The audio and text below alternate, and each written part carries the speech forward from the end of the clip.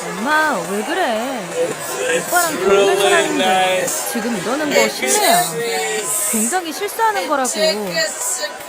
제발 내 얼굴 봐서라도 좀 그만해. 안녕하세요. 저는 35살의 연정은이라는 여자입니다. 제게는 보고 또 봐도 가슴이 미어지도록 눈물이 나는 엄마가 있는데요. 그동안 그 어디에도 말하지 못했던 가슴 아픈 저의 사연을 이곳 썰맘 채널에 보내봅니다. 저희 집은 그 일이 있기 전까지는 여느 집처럼 내 식구가 도란도란 둘러앉아 저녁 식사를 하고 주말이면 가족끼리 캠핑을 즐겨 했어요. 하지만 그 평범했던 일상들이 지금은 꿈만 같은 바람이 되어버렸습니다. 저는 한정식집을 운영하는 부모님 아래에서 유복하게 자랐어요. 학창시절 친구들은 큰 식당을 하는 저희 집을 부러워했고 저는 같이 공부한다는 것을 빌미로 친구들을 부모님의 식당으로 데리고 가서 엄마가 해주시는 맛있는 음식을 먹는 것을 좋아했습니다. 친구들도 공부는 뒷전이었고 상다리가 부러지게 나오는 밥상 앞에 앉아 신나했죠. 저희 집이 처음부터 유복했던 것은 아니었습니다. 부모님께서는 시골 시장에서 작은 국밥집을 하셨는데 단골 손님은 많았지만 부자가 될 만큼 여유가 있는 집은 아니었어요. 그러다 서울에서 오신 한 손님으로부터 체인점을 권유받으셨고 그렇게 본점이 되면서 돈을 벌기 시작했네요. 전국에 체인점이 나기 시작하고 부모님은 잘 나갈 때 본점을 팔아 그동안 하고 싶어 하셨던 한정식집을 오픈하셨어요. 감사하게도 엄마의 손맛과 아버지의 친절함으로 식당은 장사가 너무 잘 되었습니다. 제가 고등학생이 될 때는 직원들을 20명이나 쓸 만큼 큰 식당이 되었죠. 친구들은 다 저를 부러워했어요. 단순히 유복해서만은 아니었습니다. 친구들의 부모님과는 달리 저희 부모님께서는 공부해라, 학원 다녀라 잔소리를 하는 법이 없으셨고 늘 저의 의견을 존중해 주셨거든요. 건강이 최고라며 제가 하고 싶은 것을 하라고 하셨죠. 그리고 저희 부모님이 그렇게 되신 데에는 이유가 있었습니다. 그건 바로 제가 죽다 살아났기 때문이에요. 부모님께서 시장 안에서 작은 국밥집을 하셨을 때 7살인 저는 2살 많은 오빠와 시장에 딸린 작은 방에서 부모님을 기다리면서 소꿉놀이를 하거나 오빠가 하는 숙제를 옆에서 구경하거나 하면서 시간을 보냈어요. 그것도 심심한 날에는 시장 구석구석을 인형을 등에 업고 돌아다니면서 놀았네요. 시장 상인들도 다 아시는 분들이었고 시장 안은 제 집처럼 편하게 알고 있었던 터라 저는 여기저기 뛰어다니며 놀았던 것 같아요. 그날은 아주 추운 겨울이었는데 엄마가 사주신 빨간색 원피스를 입고 시장에 갔어요. 따뜻한 솜이 가득 들어간 원피스라서 너무 따뜻하고 옷도 너무 예뻐서 제가 제일 좋아하는 옷이었습니다. 그 옷을 입고 그날도 곰돌이 인형을 등에 업고는 부모님이 계시는 시장으로 갔죠. 그때 시장 옆으로 상가 건물이 들어오면서 공사 현장이 있었는데 그곳에서 일하시는 인부들이 커다란 철통에 나무 등을 넣어서 불을 피워놓으셨더라고요. 저는 활활 타는 불이 신기하고 날이 춥기도 해서 곰돌이 인형을 데리고 그 앞으로 가서 불을 쬐었어요. 곰돌아, 너도 따뜻하지? 라고 말하며 몸을 돌려 인형에게 불을 쬐어주려고 했던 것이 그만 인형에 불이 붙고 말았던 겁니다. 순식간에 일어난 일이었어요. 솜 원피스를 입고 있던 제게 그 불이 그대로 붙어버렸습니다. 아직까지 그 기억이 생생하게 떠오르네요. 그 순간 저는 울며불며 펄쩍펄쩍 뛰고 인부 아저씨 한 분이 커다란 옷 같은 걸로 저를 감싸고 불을 끄기 위해서 사투를 벌이셨어요. 그것까지만 기억이 납니다. 나를 안고 병원으로 뛰어가는 그런 장면까지. 제가 정신을 차렸을 때는 혼비백산이 된 부모님이 제 옆을 지키고 계시더군요. 저는 온몸에 붕대를 감고 있었습니다. 엄마는 하염없이 눈물을 흘리시며 정은아, 정은아, 정신이 드니? 괜찮아? 엄마 알아보겠어? 라는 말만 되풀이하셨는데 저는 아무 말도 못했던 것 같아요. 그 일로 저는 팔과 양 다리에 화상을 심하게 입어 2번의 큰 수술을 감당해야 했습니다. 엉덩이 살을 떼서 이식하는 피부 수술은 돈도 돈이지만 작은 체구에 제가 견디기에 너무나 힘든 수술이었어요. 생명도 위험해질 수 있는 수술이었기에 병원에서도 부모님께 수술에 대한 확답을 줄 수 없었대요. 제발 우리 딸 좀 살려주세요, 선생님. 엄마는 의사 선생님을 붙잡고 울고 바빴고 아버지께서는 이리저리 돈을 구하러 다니고 바쁘셨어요. 아버지께서는 그동안 시장 통해서 국밥 팔아서 모은 돈과 시장 상인들이 17반 모아서 준 돈, 그리고 일가 친척들 집을 돌아다니며 빌린 돈으로 제 수술비를 감당하셨네요. 엄마가 병원에 매달려 있어야 했기 때문에 국밥집은 영업을 쉴 수밖에 없었습니다. 그래서 아버지께서는 막노동에 나가셔서 돈을 버셨어요. 지금 생각하면 부모님께서 얼마나 힘드셨을까 하지만 그때 당시 어린 저는 수술하는 전날이 되면 하기 싫다고 펑펑 울며 때를 썼던 기억이 나네요. 아버지께서 이리저리 발품 팔아서 어렵게 구한 돈인 줄도 모르고 수술을 안 할 거라고 고집을 부리기 일쑤였죠. 소리내어 우는 저를 안으며 부모님도 함께 우셨고요. 부모님께서는 당신들 때문에 제가 이렇게 되었다며 늘 자책하시며 시장에 저를 데리고 가는 게 아니었다며 늘 괴로워하셨네요. 다행히 2번의 수술은 성공적으로 마무리되었습니다. 양쪽 다리에는 여전히 커다란 화상 자국이 있었지만 팔은 이식 수술이 잘 되어서 반팔을 입고 다닐 정도는 되었어요. 너무 감사하게도 얼굴과 목은 하나도 상하지 않았죠. 지금도 그것은 하늘이 도왔구나 싶네요. 중학생이 되고 교복을 입을 때 저는 한여름에도 보기만 해도 숨이 턱 막히는 까만색 스타킹을 신고 다녔는데 부모님께서는 늘 그것을 미안해하셨어요. 제 다리에 화상이 있는지 모르는 친구들은 제게 이렇게 물었습니다. 정은아, 안 덥니? 넌 왜 맨날 스타킹 신고 다녀? 아, 다리에 상처가 있어서. 네, 괜찮아. 아무도 신경 안 써. 그러나 저는 보고야 말았습니다. 정말 용기를 내어 제 상처를 보여준 날, 흔들리던 친구들의 눈동자를요. 그때 이후로 저는 늘 스타킹을 신고 다녔던 것 같아요. 하지만 저는 기가 죽거나 의기소침하지 않았습니다. 오히려 스타킹 신고 다니는 애라고 학교에서 유명해졌죠. 뭔가 신비스러운 아이라는 생각이 들었는지 제 주변에는 늘 친구들이 많았어요. 그래도 부모님은 여름에 이쁜 반바지, 치마를 입은 애들을 보며 제 눈치를 보셨고 예쁜 수영복 한 번을 못 입힌 것을 미안해하셨지만 말입니다. 저는 그런 부모님에게 그냥 물이 무섭고 싫다는 핑계로 수영장 안 가도 된다고 그렇게 말했던 것 같아요. 저 몰래 눈물 흘리시는 부모님을 많이 봤기에 걱정 끼쳐드리고 싶지 않았기 때문이죠. 어릴 적 제가 그 일을 겪은 후 부모님께서는 제가 하고 싶은 일을 하도록 응원해 주셨어요.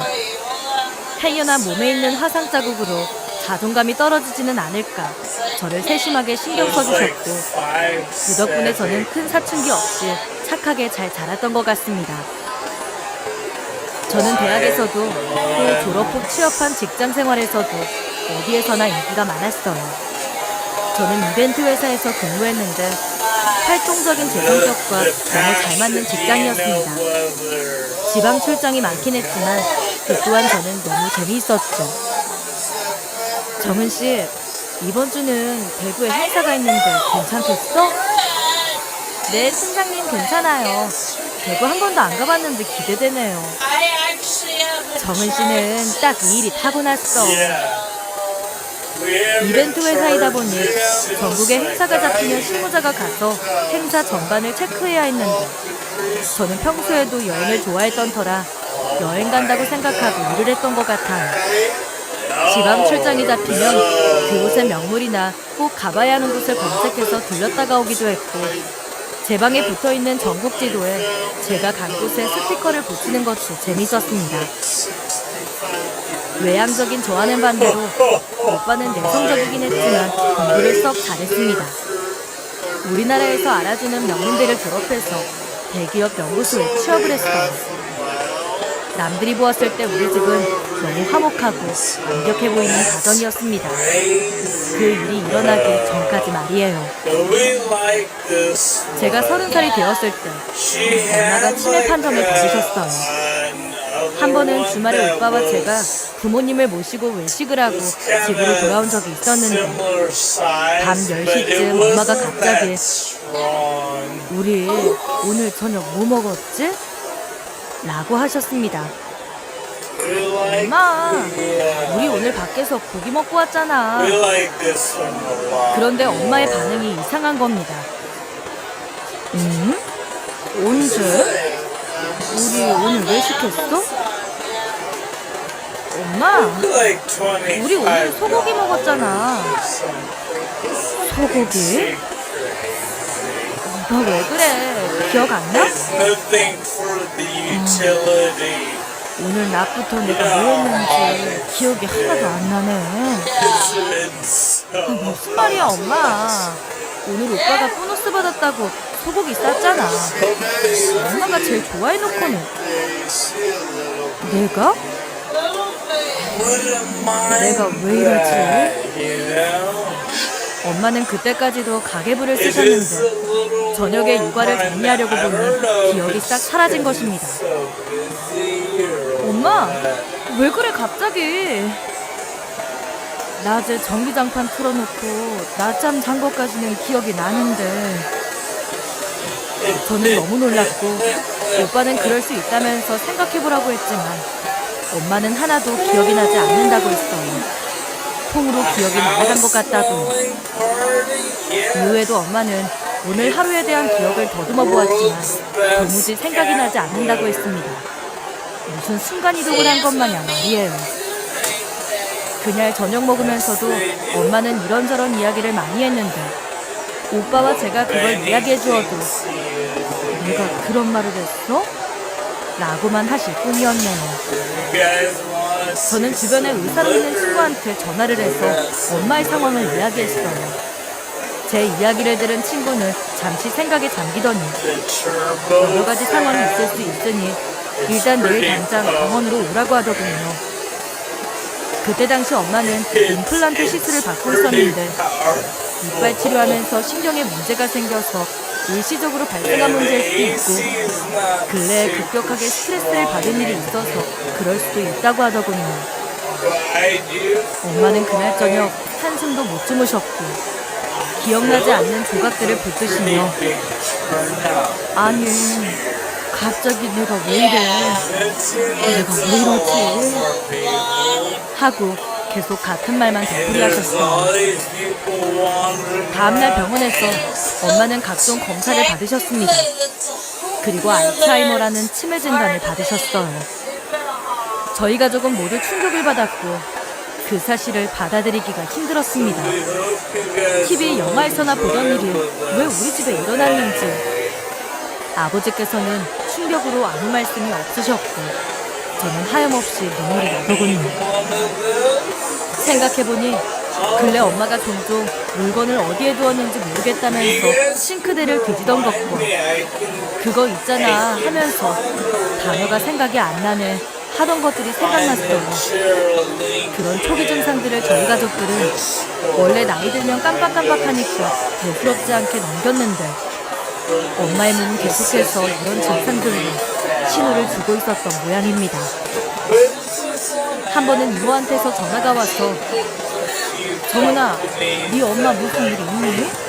오늘 보기로 해놓고는 말도 없이 연락도 안 되고 말이야. 그래? 엄마 지금 나랑 점심 먹고 있는데? 뭐라고? 아유, 네 엄마 정신이 없네. 정신이 없어. 나랑 오늘 꽃집 갔다가 점심 먹기로 해놓고는 너랑 왜 그러고 있다니? 이모와 전화를 끊고 엄마에게 물어봤어요. 엄마, 오늘 이모 보기로 했었어? 그게 오늘인가? 전화는 왜 안 받았어? 전화? 아유 참, 내가 핸드폰을 어디다 두었지? 집에 두고 왔나 봐. 그때까지만 해도 저는 이게 치매 증상일 것이라고는 상상도 못했습니다. 엄마는 평소에 기억력이 너무 좋으셔서 오빠랑 제가 옛날 일을 떠올리며 네 말이 맞니, 내 말이 맞니 말다툼을 할 때마다 상세하게 그날 일을 말해주던 엄마였어요. 엄마의 기억력은 항상 정확했기에 저희는 생각이 안 나는 게 있으며 늘 엄마한테 확인을 하곤 했었죠. 그런 상황에 따른 기억력뿐만 아니라 엄마는 그날 제가 입은 옷이나 구두까지도 다 기억하는 사람이었습니다. 우리가 언제 가족여행을 가서 무엇을 했는지, 그날 아버지가 배탈이 나서 약국 가서 무슨 약을 사서 몇 알 먹은 것까지 다 기억하시는 분이셨어요. 그런 엄마가 치매라니 정말 너무 충격적이었고 믿을 수가 없었습니다. 당사자인 엄마가 가장 충격일 텐데 우리는 엄마의 감정을 돌보기보다 우리가 받은 충격 때문에 정신을 못 차리고 있었어요. 집에 오는 차 안에서 오빠가 애써 밝게 이야기했습니다. 엄마, 걱정하지 마. 초기 치매 많대. 그리고 아직 초기니까 치료하면 좋아질 거야. 알겠지? 엄마는 아무 걱정하지 마.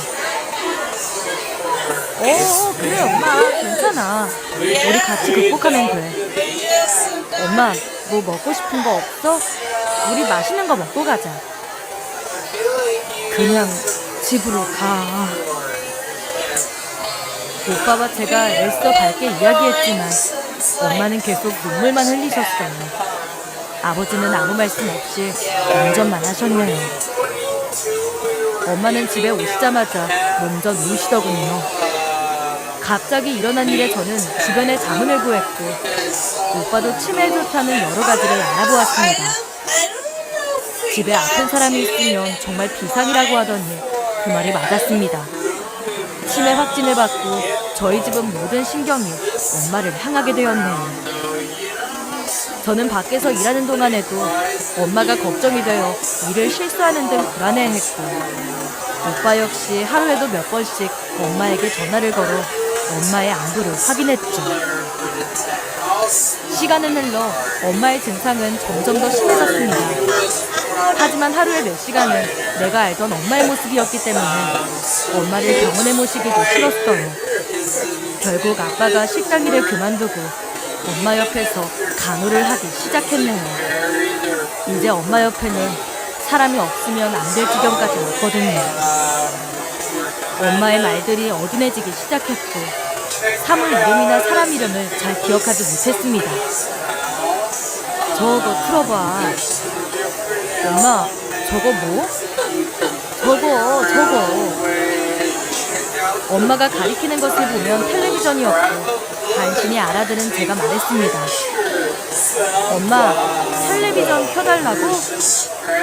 그래, 그거. 병원에서는 입원하기를 권했지만 저희는 할 수 있을 때까지 엄마와 함께 지내고 싶었습니다. 그것이 저희의 욕심일 수도 있었지만 병원에서 혼자 지낼 엄마가 눈에 밟혀서 쉽게 결정할 수가 없겠더라고요. 그러나 시간이 지날수록 가족들은 점점 지쳐갔어요. 긴 병에 효자 없다고 했던가요. 저도 모르게 엄마에게 짜증을 내고 화를 내는 일들이 많아졌습니다. 하루는 퇴근하고 집에 왔는데 제 옷장에 옷이 다 꺼내져 있는 겁니다. 아빠, 내 방 왜 이래? 니네 엄마가 하루 종일 네 옷을 다 꺼내서 입어본다면서 이렇게 해놨구나. 내가 아무리 네 엄마를 말리려고 해도 얼마나 고집이 세던지. 그날은 지방 출장으로 왕복 6시간을 운전하고 늦게 왔던 터라 몸도 마음도 다 지쳐 집으로 들어섰어요. 그런 상태에서 널브러져 있는 방을 보자 화가 치밀었습니다. 저는 지속된 엄마의 치매 증상에 더 이상 견딜 수가 없어 그저 바닥에 주저앉아 엉엉 울었습니다. 제가 우는 소리에 엄마가 달려와서는 우리 딸 왜 울어? 하고 저를 안아주는데 저는 대답하지 못하고 더 큰 소리로 엉엉 울었네요. 우리 엄마가 왜 이렇게 되었나 싶고 하늘도 무심하다 싶어서 그렇게 엄마를 안고 한참을 울었어요. 엄마는 아무 말씀 없이 제 등을 토닥거려 주셨어요. 그러면서 오늘 무슨 안 좋은 일 있었냐고 물어보시는데 이런 엄마에게 짜증은커녕 아무 말도 할 수가 없었습니다. 그렇게 한참을 울고 나서 엄마에게 천천히 또박또박 물었어요. 엄마, 내 옷장은 왜 뒤졌어? 뭐 찾는 게 있어? 무슨 옷이 입고 싶어서 그렇게 옷장을 뒤집어 놓은 거야. 그 옷 찾는다고. 응? 무슨 옷? 왜 내가 좋아하는 빨간색 원피스 있잖아. 빨간색 원피스? 그래, 솜 들어간 거. 내가 예전에 겨울에 따뜻하게 입으라고 사준 거, 그거. 저는 깜짝 놀랐어요. 그 옷은 제가 과거 시장통에서 놀면서 불이 붙었던 그날 입고 있던 원피스였는데 엄마가 그것을 기억하고 찾고 있었던 것이었습니다.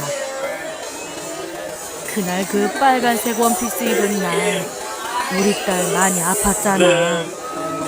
그때 엄마가 정은이 옆에 있어 주었으면 그런 사고는 나지 않았을 텐데 엄마가 못 지켜줬어. 엄마가 그날 우리 딸 못 지켜줬어. 무서웠지? 많이 아팠지? 엄마가 미안해. 엄마가 정은이를 못 지켜줘서 널 아프게 했어. 엄마는 계속 본인을 자책하면서 그날 일을 제게 미안하다고 사과하시더라고요. 엄마는 한평생 그것이 마음에 걸리셨나 봅니다. 저는 너무 가슴 아프고 또 이런 엄마에게 화가 난 제 자신이 미워서 계속해서 울었습니다. 엄마, 나 괜찮아. 나 하나도 안 아파. 그러니까 그 일 더 이상 마음에 담아두지 않아도 돼. 내 팔 좀 봐. 감쪽 같지? 엄마가 열심히 옆에서 나 병간호해주고 수술도 잘 시켜줘서 이렇게 멀쩡해졌어. 그러니까 이제 그 일은 그만 생각해. 우리 예쁜 정은이, 그래도 엄마가 미안해. 그날 저는 엄마를 끌어안고 울면서 잠이 들었습니다. 엄마는 제가 잠들 때까지 제 머리카락을 쓸어주셨어요. 어릴 적 해주었던 것처럼요. 엄마의 품은 너무나 따뜻했어요. 엄마 품, 엄마 냄새, 엄마의 따스함. 아무것도 변한 것이 없었는데 모든 것이 그대로인데 엄마는 어린아이가 되어 계셨네요. 저는 금방 잠이 들었고 새벽에 뒤척이는 소리에 잠깐 잠에서 깨어났어요. 그런데 엄마가 일어나서 제 발을 주무르고 계시는 겁니다. 엄마, 지금 몇 시야? 안 자고 뭐해? 정은이 다리 아프잖아. 너는 신경 쓰지 말고 얼른 자. 이렇게 주물러줘야지 다리에 쥐가 안 나. 엄마, 나 이제 진짜 안 아파. 안 그래도 돼. 피곤하니까 그러지 말고 이리 와. 나랑 같이 자자. 과거 화상사고가 났을 때 병원에 치료하느라 입원해 있을 때 늘 이렇게 엄마가 제 다리를 주물러 주셨어요. 제가 사고 후유증으로 인해 자다가 가끔 다리가 저리거나 쥐가 잘났었는데 그때마다 엄마가 지금처럼 밤새 제 다리를 주물러 주던 것이 생각났습니다. 어린 나이에 제가 울면서 다리가 저리다고 아프다고 짜증을 내면 엄마는 군말 없이 밤새도록 저를 다독여주시고 달래주시면서 제 다리를 주물러 주었어요. 엄마는 그때를 생각하며 제 다리를 주물러주고 있었던 것입니다. 그 새벽에 엄마의 그 말이 어찌나 슬프던지 아직 과거 속에 살고 있는 엄마를 저는 꼭 안아주었네요. 치매 치매로 인해 머릿속의 기억이 하나둘 사라지는 엄마에게 과거 시장통에서 화상을 입은 그날은 전혀 잊을 수 없는 기억이셨나 봐요. 엄마가 그동안 날 어떻게 키웠는데 내가 아픈 엄마한테 어떻게 됐나 싶은 것이 너무 슬펐습니다. 그날은 저도 한숨도 못 자고 옆에서 많이 울었네요. 그러던 어느 날이었습니다. 혼기가 꽉 찬 저희 오빠가 결혼할 사람이 있다고 했어요. 저도 아는 언니였는데 둘은 대학교 시절부터 커플이었습니다. 10년 정도 연애를 하고 이제 결혼하겠다고 하더군요.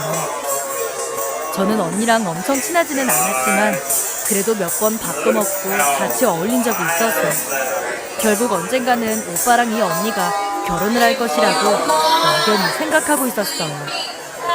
그리고 오빠가 취업을 하고 어느 정도 안정이 되면 바로 결혼을 한다고 들었는데 입사를 하자마자 엄마의 치매 증상이 발견되어서 어쩔 수 없이 결혼을 미루고 있었던 거죠. 결혼할 언니는 저희 오빠랑 동갑이었는데요. 그래서 언니의 집 쪽에서 홍기가 더 늦춰지기 전에 빨리 결혼하라고 압력을 받았다고 하더라고요. 그래서 더 이상은 결혼을 미룰 수가 없어 결국 날을 잡고 오빠랑 언니가 저희 집에 인사를 드리러 왔습니다. 어머님, 아버님 안녕하세요. 그동안 잘 지내셨죠? 저 혜인이에요. 오늘 정식으로 재혁이랑 결혼하러 인사드리러 왔어요. 둘의 연애 시간이 길었던 터라 엄마 아빠도 다 아시는 사이였고 과거 엄마는 평소 언니를 참 예뻐하셨어요. 하지만 치매 증상이 발견된 후부터는 혹시 엄마가 실수를 할까봐 오빠가 중간에서 커트하고 둘 사이에 딱히 왕래가 없었습니다. 그러니 오랜만에 언니를 본 엄마는 언니가 누구인지 전혀 알아보지 못했네요. 게다가 알아보지 못하는 것은 둘째치고 그전과는 달리 안 좋은 시선과 눈초리를 언니에게 보내시더라고요. 치매 증상이 있고 나서 짜잘한 사고는 쳤어도 한 번도 누구에게 적대적인 감정을 드러내거나 폭력적인 모습을 보였던 엄마는 아니었기에 그리 큰 실수는 하지 않을 거라고 막연하게 생각했던 거죠. 그런데 이상하게도 어쩐지 그날따라 유독 엄마의 심기가 불편해 보였어요. 저희 집에서 다 같이 식사를 하는데 엄마는 갑자기 반찬이 맛이 없다고 투정을 부리셨고 급기야 아버지가 올려준 반찬을 손으로 집어서 던져버리셨습니다. 그리고는 언니가 손수 사온 케이크를 땅바닥에 내팽겨치고 식사 자리를 난장판으로 만들었어요. 처음 보는 엄마의 폭력적인 모습에 저희 가족 모두 벙쪄서 이게 무슨 일인가 했어요. 당연히 저희 집에 인사차 온 언니는 깜짝 놀라서 어쩔 줄 몰라 하고 있고 오빠는 얼굴이 새빨개져서 허둥지둥 케이크를 수습하고 상황을 정리하느라 난리였네요. 아빠가 옆에서 계속해서 행패를 부리는 엄마를 제어하면서 말씀하셨습니다. 아이고, 왜 이래? 이거 먹기 싫어서 그러는 거야? 아이고, 이 사람아. 안 먹어. 맛 없어. 그리고 쟤 누구야? 쟤 누군데 여기 있어? 쟤 때문에 밥맛 떨어지고 밥 먹기 싫으니까 당장 끌어내. 정말 조금의 과장도 안 보태서 옆에서 아빠가 말리시지 않으셨으면 당장 언니에게 달려들거나 반찬을 집어 던졌을 분위기였어요. 이런 엄마의 모습에 당황한 오빠가 엄마를 달래기 시작하더군요. 엄마, 혜인이잖아, 혜인이. 나 대학교 다닐 때부터 만났던 혜인이. 아빠랑 같이 몇 번 식사도 했었잖아. 도대체 나 창피하게 왜 그러는 거야? 몰라. 나는 혜인이 몰라. 이런 불려시같이 생긴 애 나는 싫어. 당장 나가. 우리 집에서 나가, 이 악마야. 엄마 왜 그래? 오빠랑 결혼할 사람인데 엄마 지금 이러는 거 실례야. 굉장히 실수하는 거라고. 제발 내 얼굴 봐서라도 그만해. 제 만류에도 엄마는 고래고래 소리를 지르며 식탁 위에 있는 반찬을 도로 집어던졌어요. 놀란 언니는 결국 밥을 먹다 말고 그 자리에서 눈물을 보이더라고요. 그 전에 오빠에게 엄마의 현재 상태에 대해서 어느 정도 들었지만 막상 이렇게까지 변해버린 엄마의 모습을 보니 놀랄 수밖에 없었을 겁니다. 게다가 아무 잘못도 없는 자신에게 반찬이 날라오는데 어떤 여자가 거기서 진정하고 가만히 있을 수 있을까요? 저희 아빠랑 제가 열심히 미안하다고 사과했지만 결국 언니는 얼굴을 붉히며 부랴부랴 집을 나갔습니다. 저는 이렇게 그냥 가면 오빠랑 결혼이 파토날 것 같아서 거의 쫓겨나자시피 나간 언니를 따라 나섰고 대신 사과했어요. 혜인 언니, 미안해요. 엄마가 상태가 많이 안 좋으셔요. 아, 네. 이해해요. 저도 너무 놀라서. 재혁아, 일단 나 먼저 갈게. 어머님 챙겨드려. 혜인아, 미안. 나도 엄마가 이 정도일 줄은 몰랐어. 많이 놀랬겠다. 대신 사과할게. 그리고 잠시만 내가 데려다 줄게. 이렇게 너 보낼 수 없어. 아니야, 재혁아 괜찮아. 내가 어머니 치매 걸린 거 모르는 것도 아니고. 일단 잠시 우리 둘 사이 시간 좀 갖자. 그리고 이런 상황에서 아직 결혼 이야기는 꺼내는 건 아닌 것 같아. 일단 집에 들어가서 어머니 보살펴드리고 내가 나중에 연락할게. 언니는 많이 놀랐던 건지 매정하게도 데려다주겠다는 오빠를 거절한 채 그대로 집에 가버렸고 오빠는 망연자실 그 자리에 주저앉아버렸습니다. 모든 것을 다 잃은 표정을 하고 있는 오빠를 보며 제가 다 미안했어요. 그 일이 있고 한두 달이 지나서인가 오빠는 언니와 헤어지기로 했다면서 결혼은 없던 일로 하기로 했다고 저희 가족에게 통보했습니다. 왜냐고 묻지 않았지만 저는 이유를 알 수 있었죠. 사실 그렇게 언니가 떠나간 후에 오빠가 항상 술을 먹고 집에 오거나 우울해하더라고요. 그래서 어느 정도 이렇게 흘러갈 거라고 예상을 하고 있었어요. 내심 다시 잘 풀고 잘 되기를 빌고 또 빌었지만 언니 입장에서 치매 걸린 시어머니를 감당하기에 너무 벅찼을 거예요. 100번 이해해요. 더군다나 언니는 무남동녀 외동딸로 귀하게 자라서 아마 그 집에서도 결혼을 반대했을 거라는 생각이 들더군요. 치매 걸린 엄마 때문에 결혼까지 파토난 오빠. 오빠는 직접적으로 제게 내색하지 않았지만 얼마나 힘들었을지 너무 속상했습니다. 하루가 다르게 살이 빠지고 안색이 안 좋아지는 오빠를 보며 가슴이 아팠어요. 오빠와 언니는 대학교 들어가서 서로에게 둘 다 첫 연인이었기에 단순히 첫사랑 그 이상의 20대 꽃다운 청춘을 함께 보낸 인연이었을 거예요.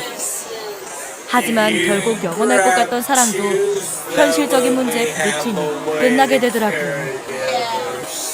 오빠는 치매 걸린 어머니 때문에 결혼을 거부한 언니를 머리로는 이해했지만 한편으로는 끝까지 자신을 선택하지 않았다는 배신감과 상처에 많이 힘들어하는 게 보였습니다.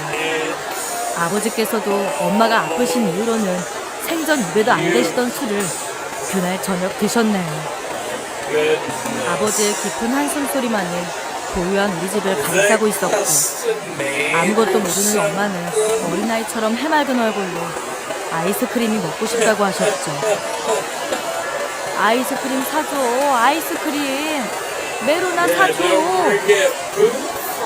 이 사람아, 제발 정신 좀 차려. 아버지는 결국 눈물을 보이셨고 엄마는 눈을 동그랗게 뜨고 아저씨 왜 울어? 라고 하셨습니다. 아저씨, 엄마는 점점 상태가 더 악화되어 나중에는 30년 이상을 함께 산 아버지를 못 알아보셨어요. 우리는 다 충격을 받아서 아무 말도 못하고 그 자리에서 멍하니 서 있었네요. 결국 엄마는 아버지와 오빠를 못 알아보셨고 유일하게 저만 기억하셨어요. 하루 종일 저만 찾으셨고 제가 없으면 밥도 안 먹는 날이 많아졌습니다. 병원에서는 검진을 받을 때마다 가족분들이 케어할 수 있는 단계가 아니라면서 하루빨리 입원을 하라고 권유했죠. 저는 회사에서 일하고 집에 돌아오면 녹초가 되는 날이 많았는데 그런 몸으로 엄마까지 케어하려니 너무나 힘이 들었습니다. 아빠와 오빠는 전혀 알아보지도 못하고 자신을 케어하려는 것도 거부하고 고집을 부리니 결국 저만이 엄마를 챙기고 케어할 수밖에 없었어요. 날이 갈수록 저의 체력에도 한계가 왔고 점점 엄마에게 화를 내는 저를 발견하게 되었네요. 결국 저희는 긴 가족회의 끝에 엄마의 입원을 결정하게 되었고 입원하기 전 일주일간 저는 엄마와 시간을 보내기로 했습니다. 그냥 이대로 엄마를 병원에 입원시키기에는 너무나도 마음에 걸리더라고요. 결국 회사에 사정을 이야기하고 일주일간 휴가를 냈습니다. 아버지와 오빠는 혼자서 괜찮겠냐고 했지만 저는 엄마와 단둘이서 시간을 보내고 싶었어요. 다른 사람은 몰라도 엄마가 제 말은 잘 듣고 따랐기에 괜찮다고 이야기했네요. 그리고 엄마를 모시고 3박 4일 일정으로 강원도 속초로 여행을 떠났습니다. 속초는 평소 엄마가 좋아하시던 곳이었어요. 특히나 엄마는 해산물을 엄청 좋아하셨는데 그곳에서 맛집 투어를 하고 바다가 보이는 숙소에서 묵으면서 시간을 보낼 계획이었습니다. 어쩌면 지금보다 더 상태가 악화되면 다음번에는 저를 알아보지 못하는 게 이상한 일이 아닐 테니 조금이라도 저를 인식하고 알아볼 수 있을 때 이렇게 여행을 함께 가서 마지막 추억을 남기고 싶었던 것 같습니다. 엄마는 오랜만에 떠나는 여행에 어린아이처럼 즐거워하셨고 저도 그런 엄마를 보니 덩달아 행복했어요. 숙소에 짐을 풀고 엄마와 바다를 보러 갔는데 엄마는 모래사장을 뛰어다니며 폴짝폴짝 신이 나셨더군요. 저는 그 모습이 너무 보기 좋아서 연신 카메라에 엄마의 모습을 담았습니다. 엄마, 여기 봐봐. 제가 엄마를 부르면 엄마는 너무나 해맑은 웃음으로 손으로 V를 그리시며 사진을 찍으셨어요. 정말 어린아이 같으셨죠. 평소 고된 회사의 업무와 집에서는 엄마를 케어하느라 심신이 지친 상태였는데 오랜만에 이런 경치 좋은 바닷가에서 사진을 찍고 엄마랑 놀기 참 행복하더라고요. 그리고 무엇보다 너무나도 행복해하시면서 좋아하는 엄마의 모습을 보니 진작에 휴가를 내고 모시고 왔어야 할 걸 이라는 후회가 들 정도였네요. 해가 니웃니웃 저물어 갈 때쯤 바다가 보이는 곳에서 엄마와 조개구이를 먹으러 갔습니다. 제가 가리비를 구워서 엄마 접시 위에 올려주니 엄마는 뜨거운 조개를 후후 불어서는 정은이야 하고 저를 먹여주셨어요. 기억이 사라져도 본능적으로 자식을 먼저 챙기는 엄마를 보며 저는 또 눈물이 핑 돌았습니다. 엄마도 먹어. 맛있다. 맛있어? 많이 먹어 엄마. 나중에 엄마 치료 잘 받고 있으면 시간 내서 또 같이 바다 보러 오자. 그랬으면 좋겠다. 그날 저녁 엄마는 피곤했던지 저녁을 먹자마자 힘들다며 바로 숙소에서 잠이 드셨고 저도 장시간 운전으로 일찍 잠이 들었습니다.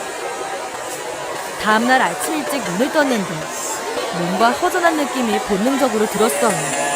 화들짝 놀라 옆을 쳐다보니 제 옆에서 주무시고 있어야 할 엄마가 없더군요. 저는 심장이 덜컥하고 내려앉았고 숙소 안을 뒤지고 어제 엄마와 갔던 숙소 앞 바닷가로 가서 엄마의 이름을 부르며 찾았지만 엄마는 어디에도 보이지 않았습니다. 치매를 걸리고 나서 엄마가 여러 사고를 쳤지만 한 번도 이렇게 이야기를 하지 않고 사라지거나 집을 나간 적은 없었기에 머릿속이 하얗게 되면서 손이 벌벌 떨리더라고요. 게다가 여기는 저희 가족이 사는 집 동네도 아니고 완전 동떨어진 속초 바닷가이기에 혹시 낯선 곳에서 큰일이 날까봐 더욱 겁이 나기 시작했어요. 무슨 일이 일어난 건 아닌지 너무 무서웠고 바로 오빠한테 전화를 걸었습니다. 오빠, 자고 일어났는데 엄마가 없어졌어. 어떡해? 저는 울며불며 안절부절 못해했고 오빠는 지금 당장 제가 있는 곳으로 오겠다고 했어요. 그리고 저는 경찰서로 가서 엄마 실종 신고를 했습니다. 엄마의 인상착의를 자세히 진술하고 치매 환자라는 말도 경찰관님에게 당연히 말씀드렸네요. 그렇게 전전긍긍 경찰서에서 기다리고 있는데 몇 시간 후에 아버지랑 오빠가 경찰서로 도착했습니다. 어떻게 된 거야? 모르겠어. 자고 일어났는데 엄마가 안 보여서. 저는 퉁퉁 본 눈으로 또다시 눈물이 터졌습니다. 그때 경찰서로 멀뚱멀뚱한 모습의 엄마가 들어왔습니다. 경찰 아저씨 한 분과 함께요. 엄마! 저는 엄마를 보자마자 소리를 질렀고 엄마한테로 달려가서 엄마를 꼬집었어요. 말도 없이 어디 갔었어? 내가 얼마나 찾았는지 알아? 엄마는 이 상황이 이해가 안 된다는 듯이 고개를 갸우뚱거리셨습니다. 아버지께서는 끝내 엄마의 등짝을 때리며 눈물을 보이셨네요. 이 사람아, 그냥 나랑 죽어. 나랑 죽자고. 오빠는 이런 아버지를 말리고 엄마를 안아주었습니다. 결혼이 파토나고 엄마에게 냉정하게 굴었던 오빠였는데 이렇게 갑자기 엄마가 사라지니 속으로 많이 놀란 게 보이더라고요. 엄마, 걱정했잖아. 어디 나갈 때는 말을 하고 나가야지.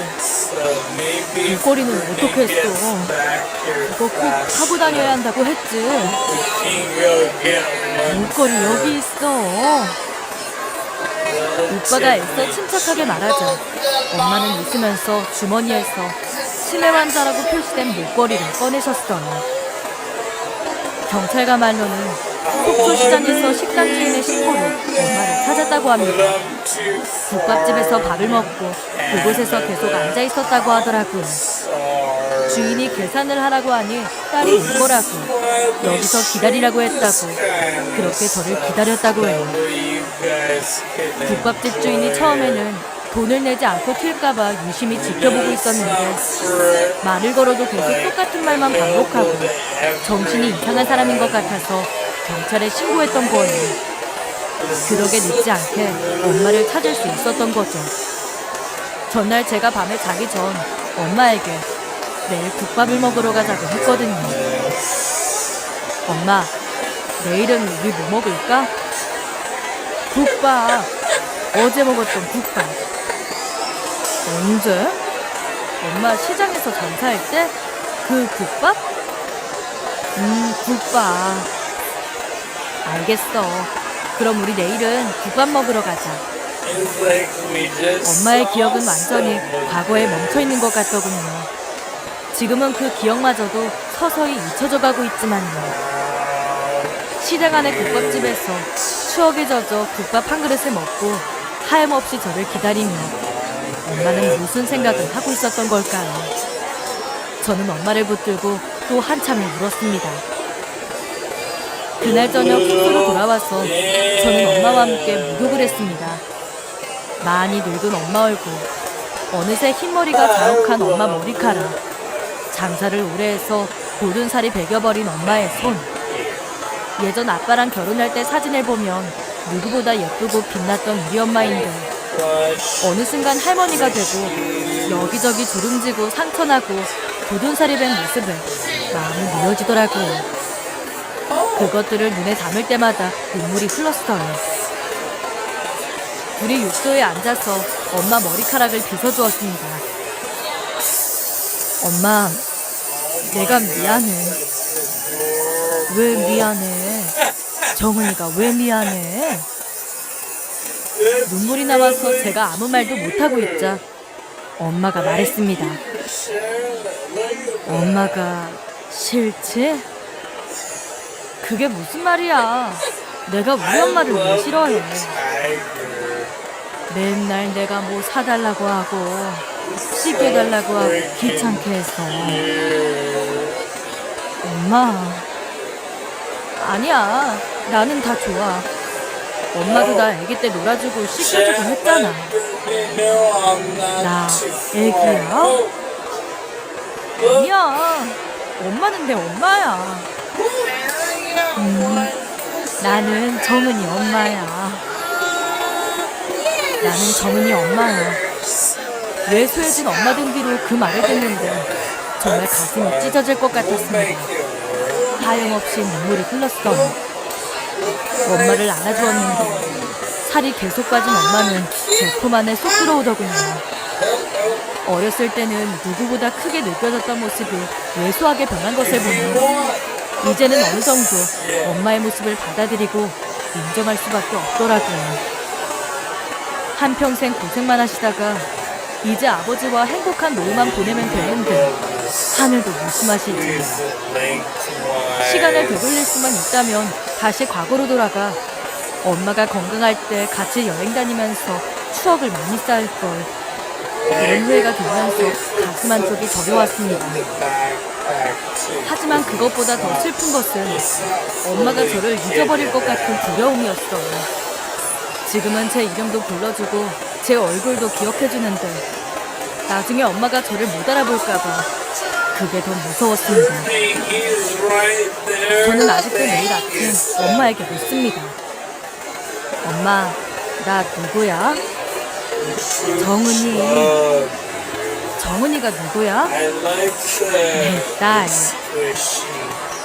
그렇게 매일 아침을 물으면서도 한껏 긴장을 하고는 묻곤 해요. 내 딸이라고 하는 엄마 목소리를 못 듣게 될까봐, 내 이름을 말 못할까봐, 어떤 날은 그 질문 앞에서 망설이는 저를 발견하기도 합니다. 이미 아빠랑 오빠는 알아보지 못한 지 꽤 되었기 때문에 언젠가는 저도 못 알아보실 게 분명하지만 그 시기가 제발 더디게 찾아왔으면 하는 바람으로 오늘도 저는 저희 엄마가 계시는 병원에 엄마를 보러 찾아갑니다. 오늘은 엄마랑 따뜻한 햇볕 아래에서 데이트를 하고 와야겠어요. 이 세상에는 저 말고도 아픈 부모를 둔 자식들이 많이 있을 겁니다.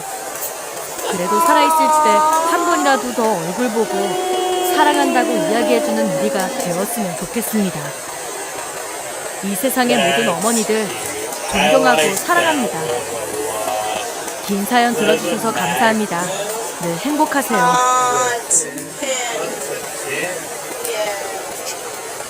Even better. I can bring you with me, girl.